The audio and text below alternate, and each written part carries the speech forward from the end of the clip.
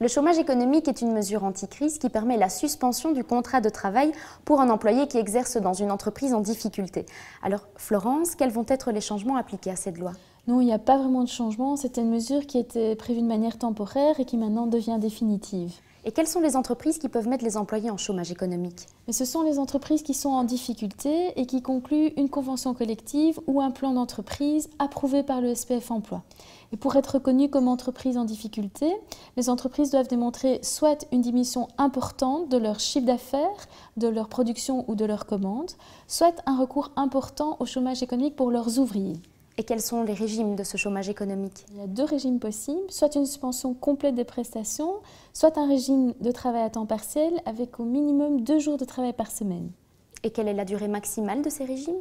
La période maximale, elle est fixée dans la convention collective ou dans le plan d'entreprise, sans pouvoir dépasser par année civile un maximum de 16 semaines en cas de suspension complète et 26 semaines en cas de suspension partielle.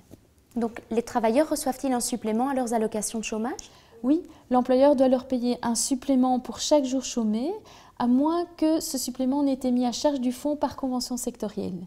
Et comment ce supplément est-il fixé? Il est fixé dans la convention collective ou dans le plan d'entreprise. Et pour rédiger cette convention ou ce plan d'entreprise, mais aussi pour mettre en œuvre concrètement le chômage qui requiert de nombreuses formalités administratives, l'employeur peut s'adresser à son secrétariat social.